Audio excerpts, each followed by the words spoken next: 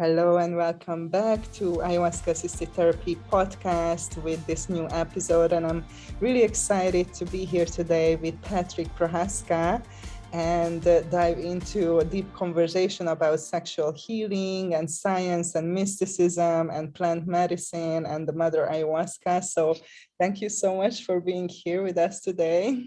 Oh, thank you for inviting me. It's a joy to be here with you.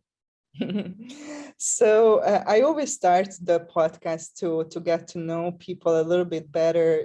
If you want to share something about your journey in terms of your path in general, when you were younger and how it did cross path with the plant medicine and healing, and how did this beautiful thing evolve what you're offering and doing today?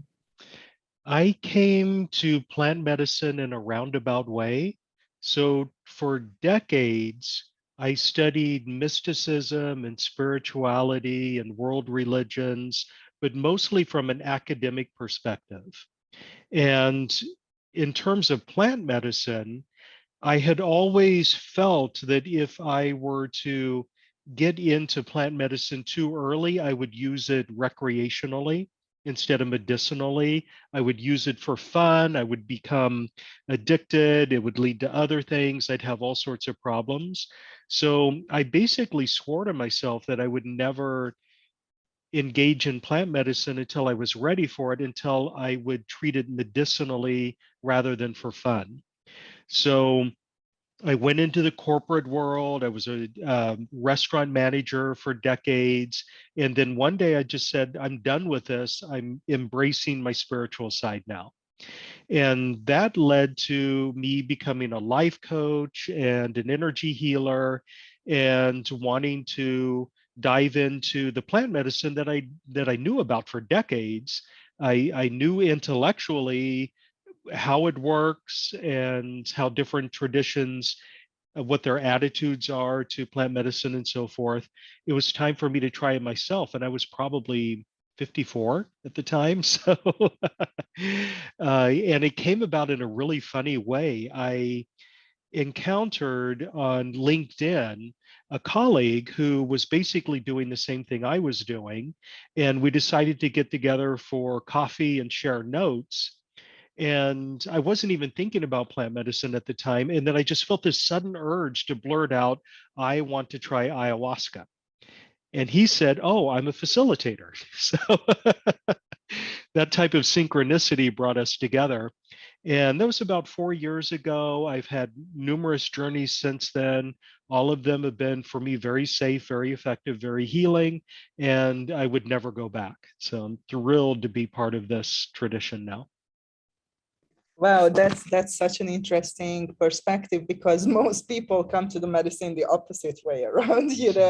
So it's kind of unique that you explored so much, from an intellectual perspective and academic perspective before you decided. And that's, also a good example to people to do some work before they go and sit with the medicine. So, did you have like a calling specifically with the ayahuasca? We always talk about that people are called to this medicine, and because you said you were familiar with a lot of traditions. So how did Yes, I had a calling to the medicine, but I think the medicine was also calling me, because the number of synchronicities that emerged, the number of mysterious opportunities that popped up out of nowhere for me to sit in ceremony, it's astounding looking back on it.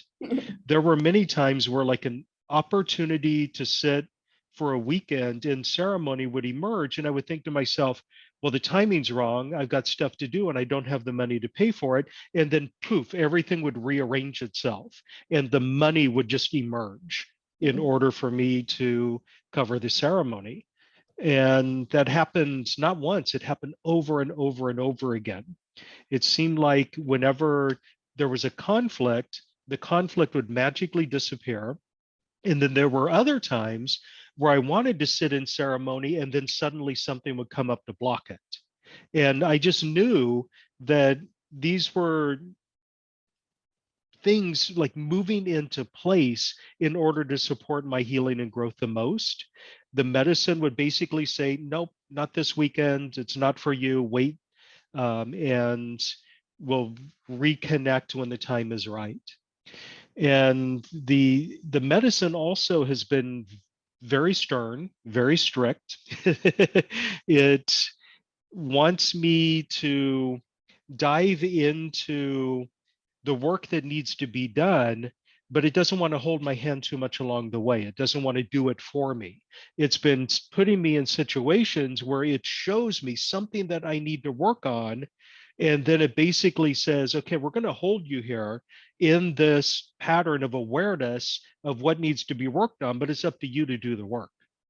And the number of times I've asked questions, that were almost me giving my power away to the medicine to fix the problem for me. I would ask a question like, what should my next project be? Should I work on writing a book? And the medicine will respond back, you figure it out. Or basically, it would say, whatever you choose to do, it's going to be as successful as you allow it to be. So just choose something. And I'm not going to tell you what it is. It's your responsibility to figure all of that out. So the medicine has been a very loving and yet stern mother energy all this time. There are times where I need to look at something and it will just grab my head and push my face into it and not give me any means of escape whatsoever. And then there are other times where it basically stands back and watches and says, we're going to stand here in this holding pattern until you do something. So yeah, it's been awesome. So true. So what was your original intention to sit with the medicine? Because we always talk about set and setting and how intentions shape our journey. So what was that you had the intellectual understanding, and what was that motivated you to actually have the experience, and what was initially your kind of purpose with it? Initially, I wanted to expand my consciousness. I'd been working quite a while with a number of different techniques for consciousness expansion, such as breath work, meditation, lucid dreaming, and so forth. And in the work that I was doing with my clients, we were focused very heavily on getting out of this illusion that we live in and going deep inside in order to see things as they really are and to come into alignment with alternate or higher dimensional awareness. And the techniques I was using were very, very powerful, but I felt like I wanted to experience more. And the plant medicine was a really awesome way for me to round out consciousness expansion. And I think one of the reasons why I came to it so late was because I think earlier in my life, it would have been more ego driven. It would have been more, look at me, I'm doing ayahuasca, I'm so spiritual, that sort of thing. And I have found that that type of ego basically shuts down spiritual growth immediately. When you're stuck in spiritual ego, you might think that you're growing and expanding, but you've really limited yourself in a number of different ways. And just looking back on where I was before, I know I just have I know I would have been ego driven. I would have been bragging.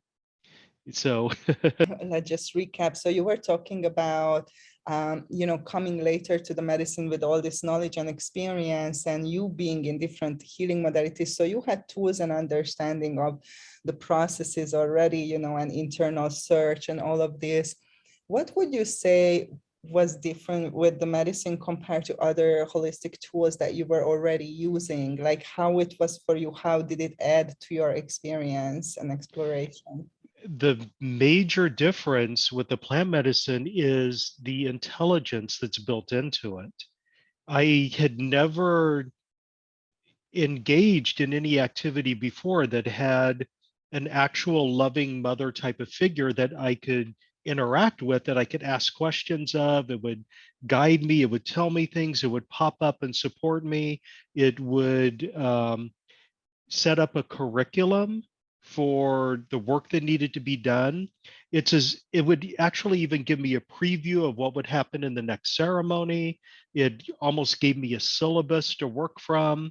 So the structure and the intelligence built into it was astounding to me. And I know not everyone has that type of experience. I think that for me, I had that type of experience because I spent several years in academia and I was a college professor for a while. And that's the type of structure that I like. And it adjusted itself to fit my personality. But there were ceremonies where the medicine, Mamacita, would be explaining something to me and would be coming out of ceremony and it would fade away. And then in the next ceremony, it would pick up right where it left off, as if reading from a script. And the consistency of it was pretty astounding as well. In a number of ceremonies, it would often pause for a moment to say, okay, this is why we're going to be looking at this particular trauma right now. Remember back when we did this, this, and this in ceremonies 8, 10, and 12, that was laying the foundation for what we're doing right now. See how the whole puzzle fits together. It was mind blowing to me. And some of the other plant medicines I've used since are amazing as well, and they have their own benefits, but they don't have that mother figure guide that will step forth and answer questions. So that to me, that's, I don't know if it's unique with ayahuasca, but it's definitely what keeps me coming back. Now, having said that, what's really interesting is that in my last 10 or 12 ceremonies, Mamacita has not been there at all. She's I've been going into the ceremonies without her showing up. She might peek her head in.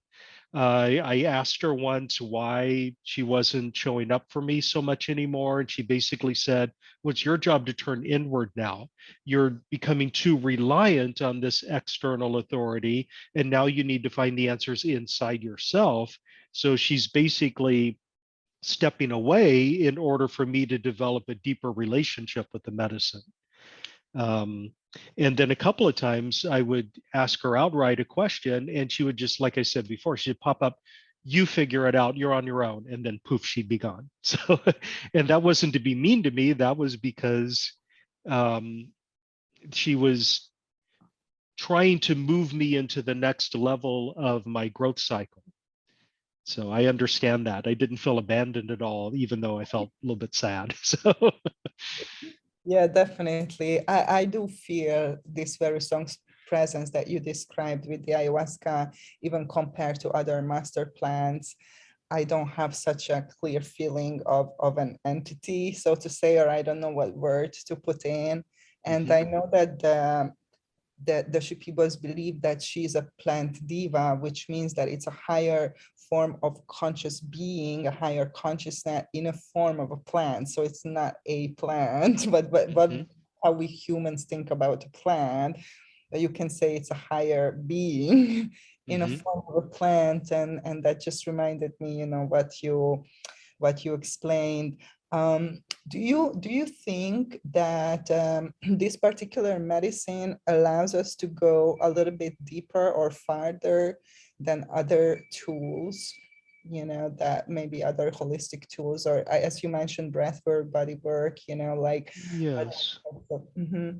Yes, well, I think that's definitely individual because some people simply are not ready for it, or some people simply don't have, well, let me see if I can phrase this in a way that doesn't sound superior, but some people are in conditions in which if they were to take plant medicine, it would probably make the condition worse. And you know, certain forms of psychiatric illness and so forth, I think plant medicine would probably just reinforce the imbalances that are there. So it's not for everybody, definitely. I think it's really only for the people that it's called that it calls to and that feel called to it. And it's also like I might be just speaking from my own experience here, but I think it's important for people to engage in it when they're ready for it, because I know that a lot of times people will do a weekend of plant ceremonies. They get all excited about it and they tell their friends, you must do this. You absolutely must do this. And they basically force them into a ceremony, and they don't really have a very good experience with it, or they have a nice experience, but it's not good enough. It doesn't change enough in their life for them to want to develop a relationship with the medicine. So I think that an individual's readiness is very, very important.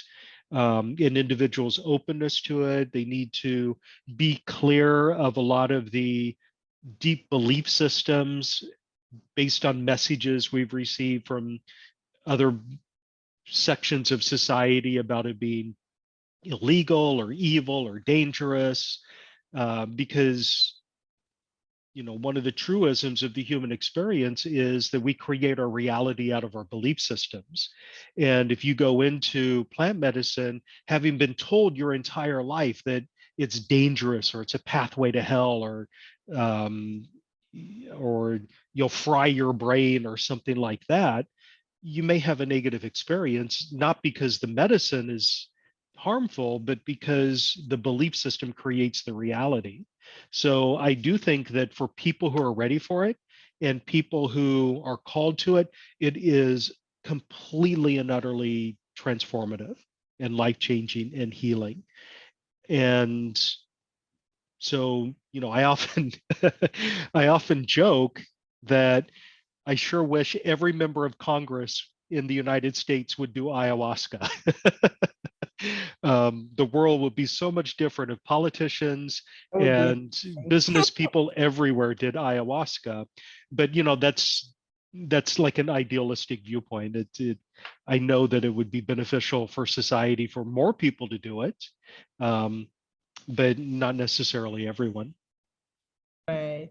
Thank you for pointing that out. And yeah, the preparation, the proper and responsible preparation. We often talk about this, and you definitely had an extensive preparation. But even if people don't follow exactly in your footsteps, there is ways that you can prepare yourself to this experience, and you should prepare yourself definitely. And this is something I learned, in not such in a more like a hard way.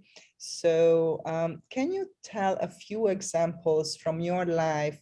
How did using this medicine, working with this medicine, help you personally to change certain things in your life that you were maybe challenged with or limited by?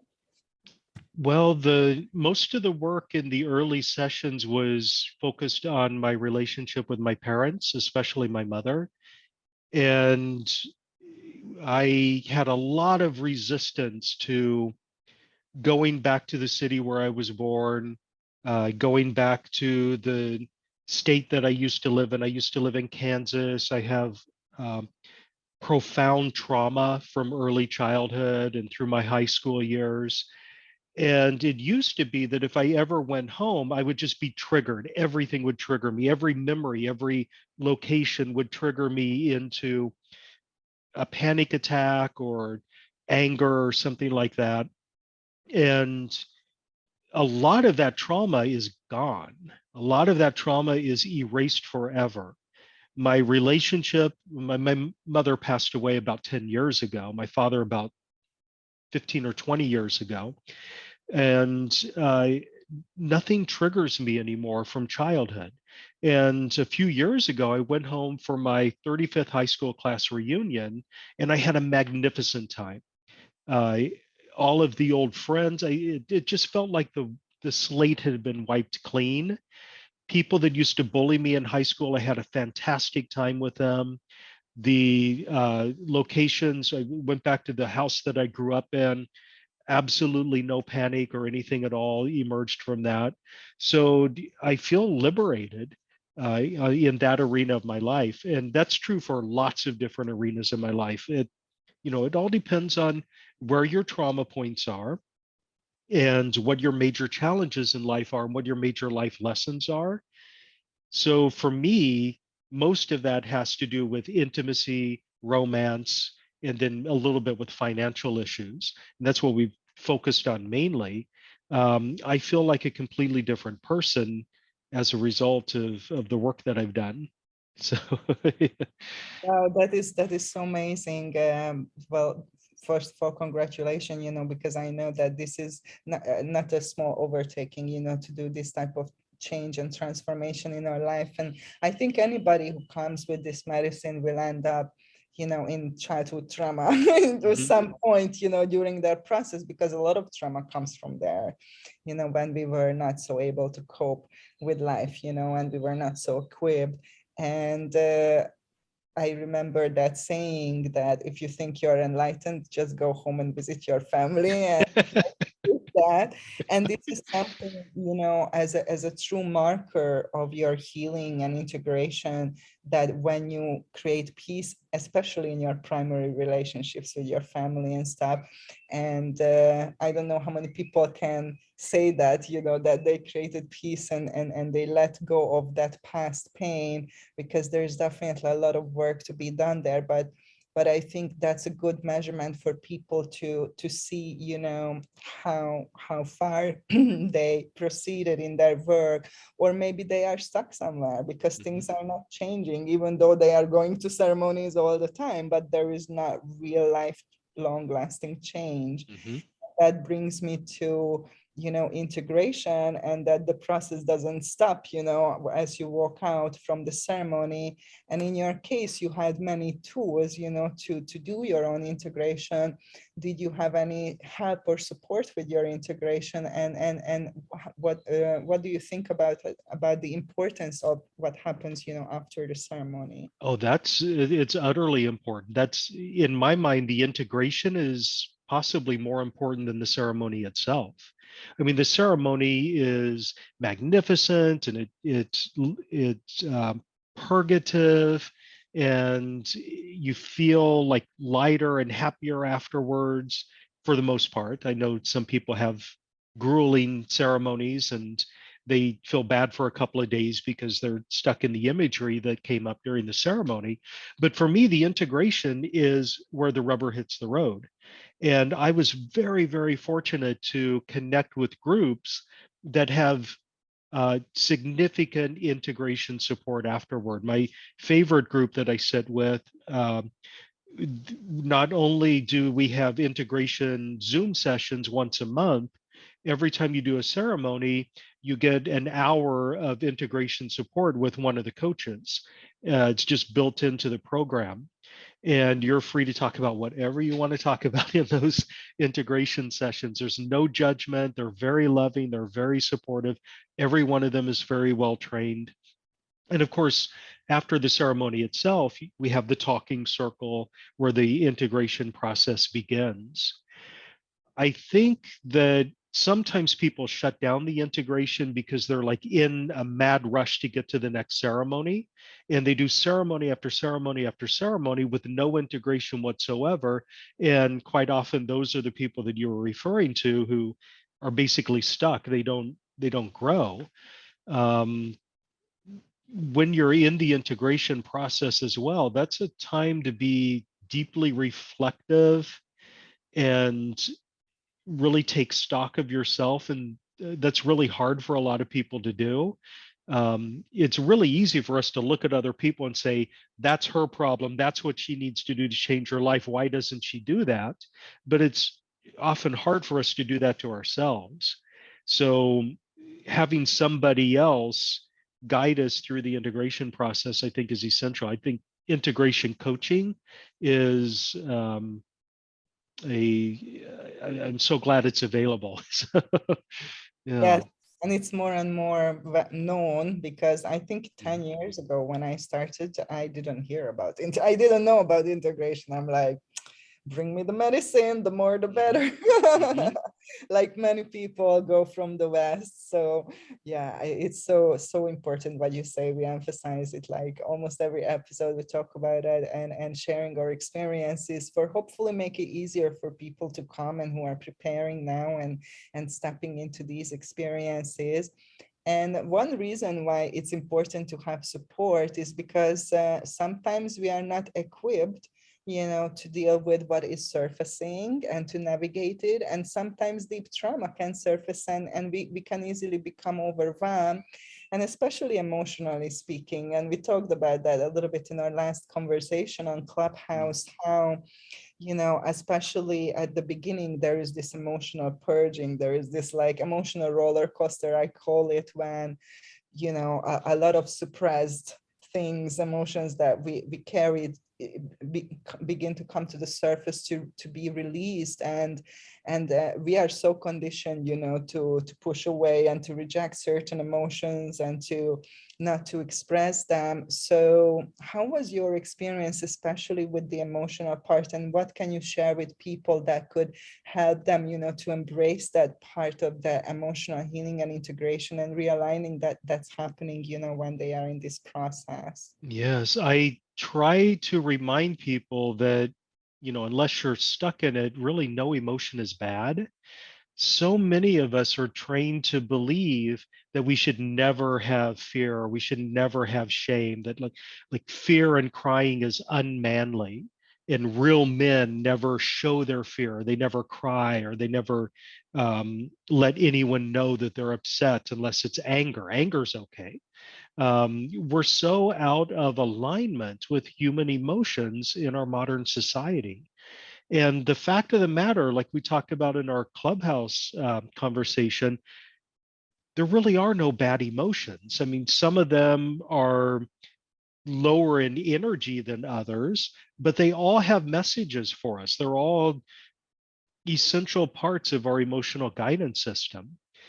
There is, we talked all about in the Clubhouse conversation, the spiritual bypassing.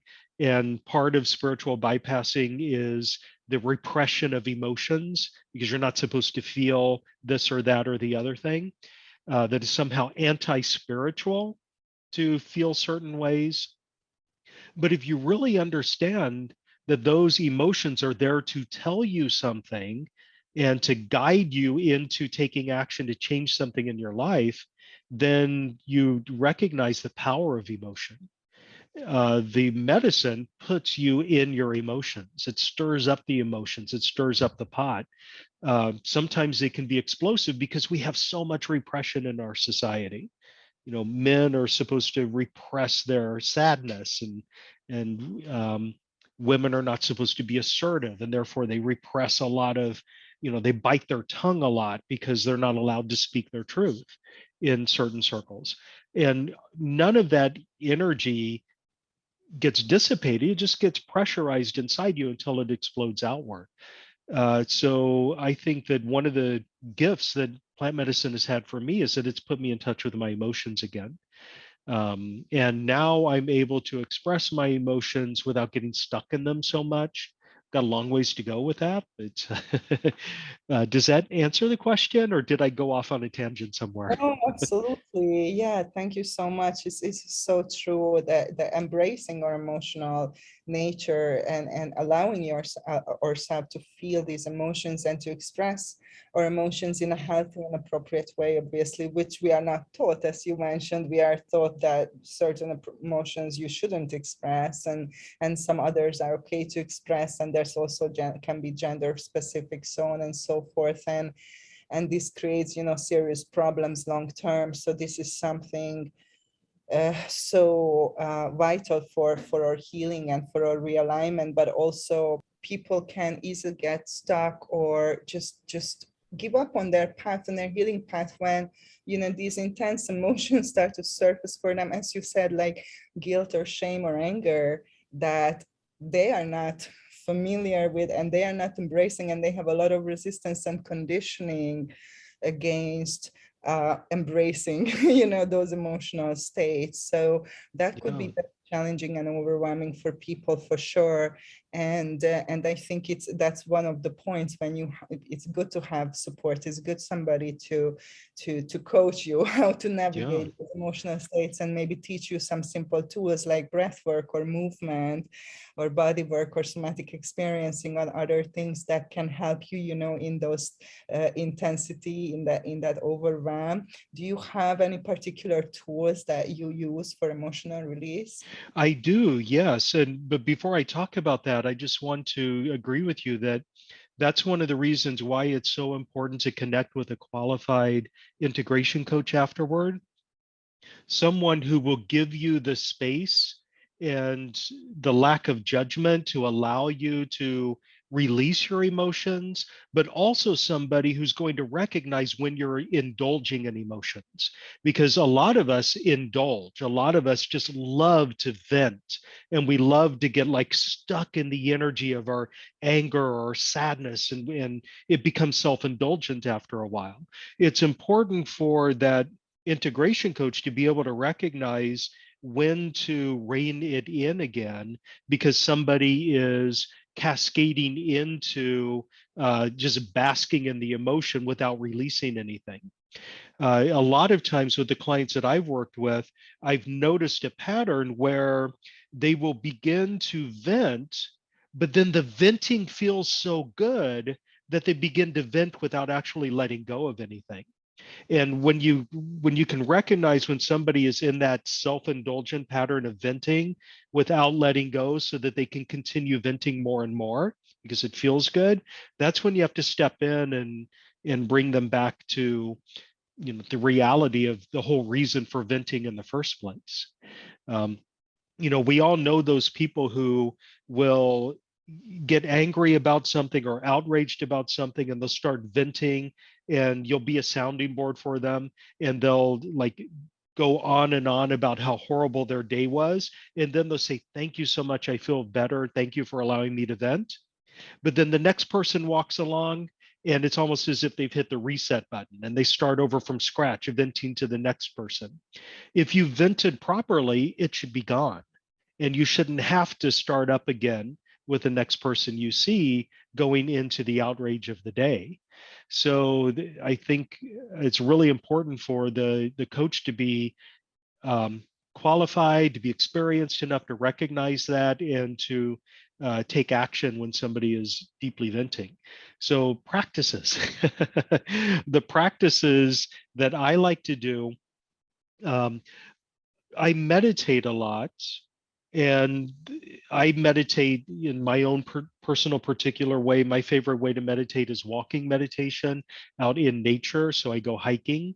When I go hiking, it's for me, it's a meditative process.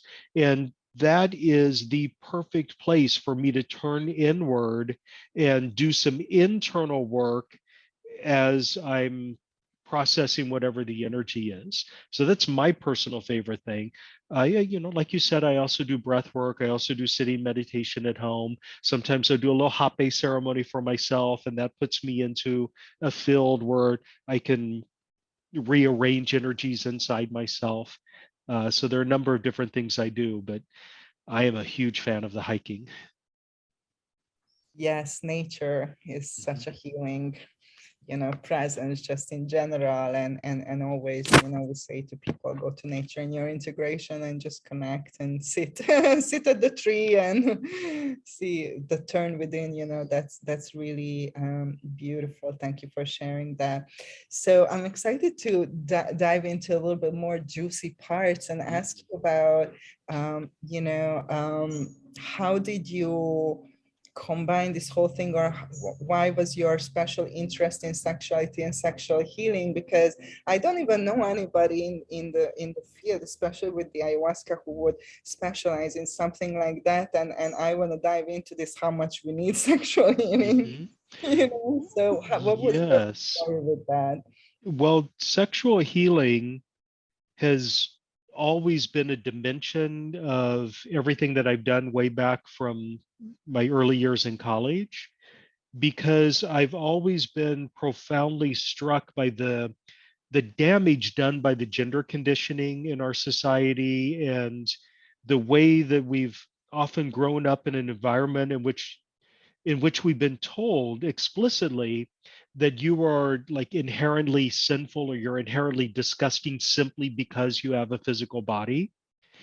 Um, the shame and the way control is managed in our society through the use of shame and guilt, it's incredible how that shuts people down. I've known so many people who basically end up living a lie because they've been told that their sexual orientation or their sexual desires or their nature is inherently bad, and therefore they must pretend to be somebody that they're not. Um, Authenticity gets killed in the process. And what is plant medicine other than something that brings you face to face with who you really are? So the quest for authenticity through plant medicine really often requires a careful look at your own sexual history and sexual traumas and the release of them. So when I was in college studying religion in ancient India, I studied mostly Asian religions. One of the things that I focused on was religious perspectives on human sexuality and why different religious groups believe different things about human sexuality.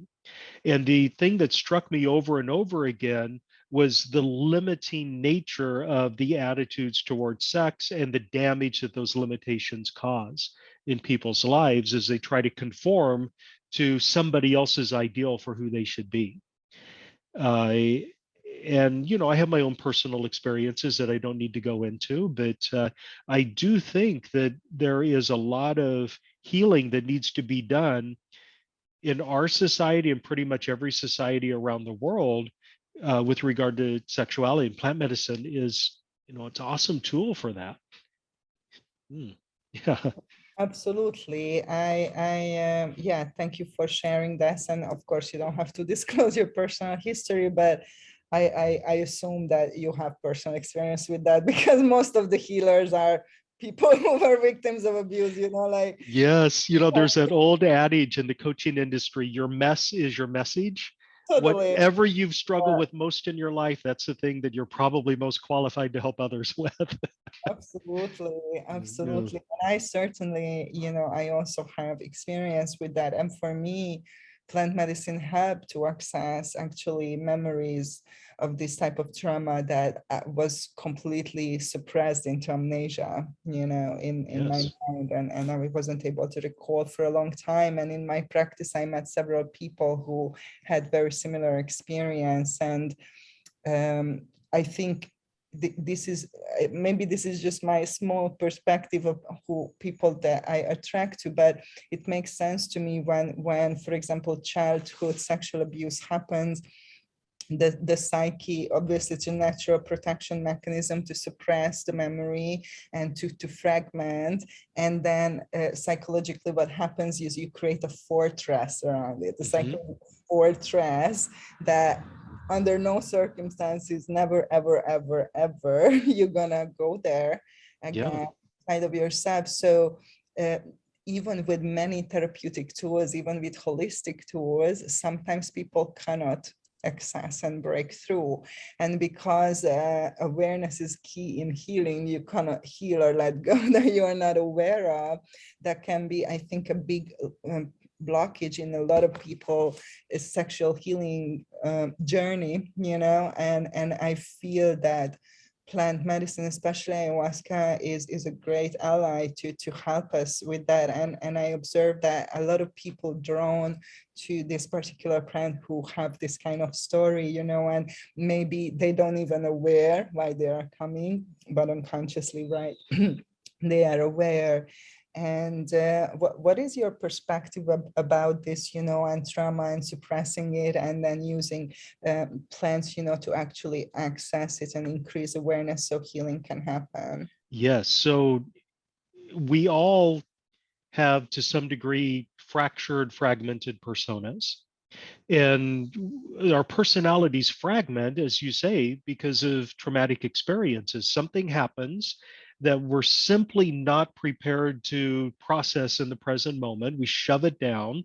We don't want to look at it later, so we wall it off, and it becomes a personality fragment, and it stays there. It's just because you wall something off, it doesn't mean that it's gone forever. It's like an abscess underneath a tooth. It's there, and it's going to make its presence known, and you may be completely and utterly mystified why you have certain attitudes and desires in your core egoic persona, your surface layer persona, and yet you feel driven to do things or shy away from things because of that fragment that you've walled off. That fragment has a voice, and it will whisper in your ear, and it will tell you, oh, you can't do this because you're a disgusting person, or you can't do this because something horrific will happen if you go there. And then we limit ourselves. Plant medicine and all these other different modalities that we've talked about, breath work and so forth, they all have as their core goal integration of the persona, integration of the psyche. Integration essentially means reintegrating those broken parts of yourself that you've walled off. And plant medicine is a really powerful way to break through the wall that you've created. I mean, I can't tell you how many times the medicine, Mamacita, has basically grabbed me by the shoulders and pushed me through one of those walls into a personality fragment and said, we're going to stay here until you look around. We're going to stay here inside this fragment until you do something with it. And then you release it, purge it, a number of different ways to release it. I think it's exceptionally powerful for breaking down those fragments. Yes, absolutely. Thank you for pointing that out. I think, like obviously sexuality is so important for all of us, and most people, have some kind of limitation or challenge, I think, around it.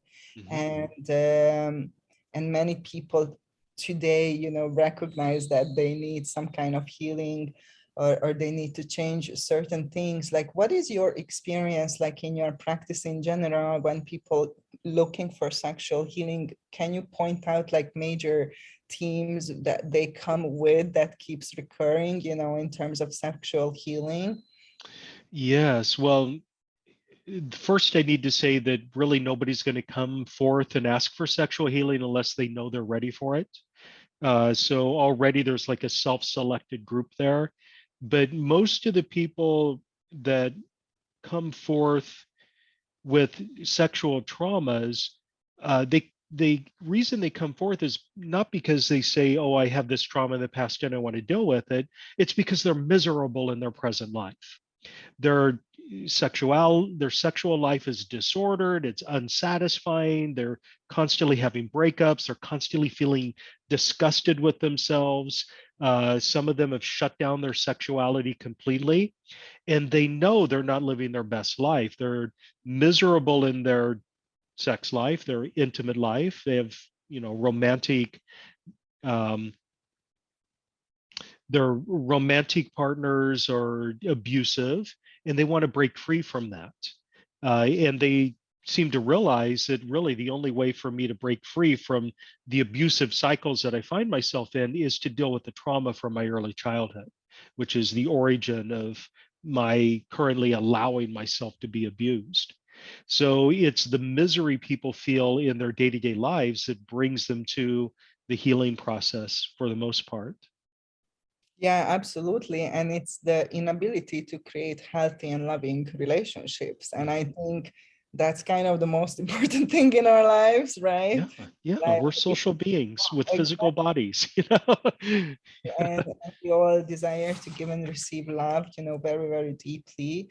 So I think, when we recognize that we can't create, healthy relationships, that's something deeply motivating to take some steps, because that kind of loneliness, isolation, and that feeling that's very much uncomfortable, and that can motivate some people. And as you said, some people are aware that they have sexual trauma, and they will look, for sexual healing for that purpose. But I had lots of clients who were not aware that they had trauma. They were just aware of the consequence of the trauma that they observe, as you described, you know, in your life. But they were like, I don't know, why is this happening? I don't know. So what is like the first step for people, you think, to take when they have enough awareness and that something needs to change, and they have the willingness, you know, to do that? Like, what say to them? Well, you said the word right there, awareness. I mean, it's essential for people to be able to look at themselves objectively and to have the awareness of the repeating patterns that are popping up in their lives. Sometimes people are so stuck in the pain and misery that they have that it's just impossible for them to imagine anything different, and they can't see the patterns that are happening in their lives. But whenever there's a repeating negative pattern, something seems to happen over and over and over again on autopilot. In my mind, that's evidence that there is a trauma of some sort that is being repeated on autopilot. So this, for example, dating the same abusive person over and over and over again in different bodies, that's an indication that there's some sort of traumatic experience or condition that has made you attract that type of abusive person into your life. And trauma, it's interesting. We think of the word trauma, we think it means that it has to be a horrific event that's out of the ordinary. Uh, you know, a rape experience or something like that, that is definitely traumatic. But trauma can also be just an unsatisfying, disappointing situation that persists for years, that you have very little power to get out of. You know, a childhood that is marked by the parents constantly screaming and fighting with each other. There may never be any like overt trauma that happens to you, but just the energy and the air that you grow up in is enough to create that trauma within you. Um, so I often talk about chronic trauma as opposed to acute trauma, witness trauma, where you witness something happen to somebody else, but your empathy causes you to feel it as if it happened to you. Trauma happens in all sorts of different contexts. Yeah. Yes, absolutely. And as you said, trauma can be something that didn't happen, that should have happened. For example, having a safe environment to grow up with, you Yeah. know. And there's also, this is so important and it's almost completely overlooked, the trauma of omission. And this is something that I worked a lot with over this past weekend when I did a holotropic breathwork seminar. And in holotropic breathwork, they focus a lot on omission traumas, and not very many other modalities tend to focus on that. But the omission trauma of not being hugged, not being given attention when you're a child. That's very traumatic for a child to be in a state of need and have your mother basically say, I don't have time for you right now, and walk away and leave you alone. So that type of trauma can set up a situation where you're constantly pining your entire life for attention, and you're so desperate and clingy that you drive other people away and they end up abandoning you. You might think other people abandon me, but it's that whole trauma set up by not having been touched enough as a child that leads to that situation. So lots of different types of traumatic experience. Yes, absolutely. And I want to add to that that isolation is a trauma response and not asking for help. And nobody is supposed to deal with this kind of trauma healing on their own, especially if you're not a therapist, you know. Yes. But even myself, when I was going through my processes, I went to other therapists, you know. So you know, even that is not completely sufficient if you're trained, because you're in your own story. Obviously, you kind of look at it that way. So so just shouting out to people to ask for support, to ask for it. It's okay to ask for support. That's healthy to ask for support. That's what you should do. And support is always available. And there is more and more awareness, more and more trained professional, who can assist people in these journeys. And don't hesitate, to reach out, because it's tough to go through this anyways. You don't have to do it alone, and nobody has to do it alone. So I would love to hear some of your programs and offerings, and what are you up to now, and how can people reach you, and what are you feeling passionate about Oh, nowadays? well, thank you. So my website is sexpowersoul.com, sexpowersoul.com. And the reason I call it Sex Power Soul is because I think that at the intersection of sexuality and spirituality, there's massive power that tends to get overlooked. So I focus on personal empowerment, and I have a number of different courses that I teach on personal empowerment, and I created a healing system called Lightbridge, which I also teach, and people can get certified in that. That's all subconscious reprogramming, but I call it belief sculpting because I don't work on the level of the individual belief. I help people refashion entire mythologies within their mind in order to embrace something new and better for themselves.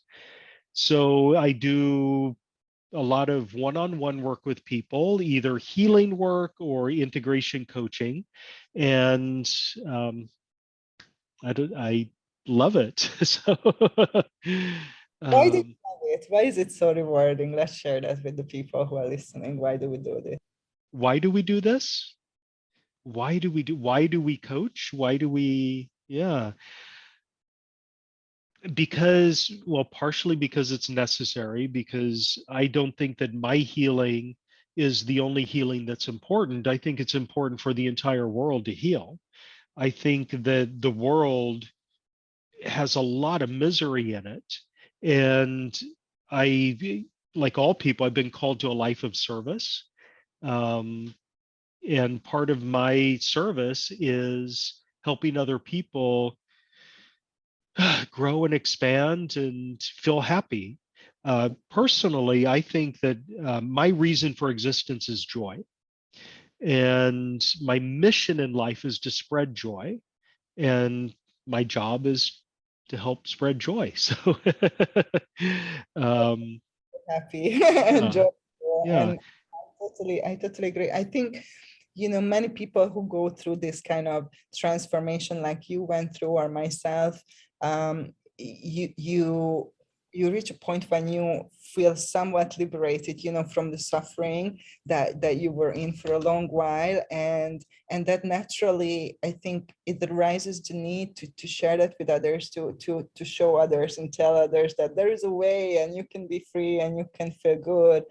But also I think that the awareness, as through our healing and awakening, we recognize, the interconnected nature of everything, and knowing that healing myself is healing the other, and healing the other is healing myself, and healing the earth is healing myself, and it's all just one Yeah. thing, and it becomes, just our new healing process, healing this way through other people, and of course continuing our own personal journey always, Mhm.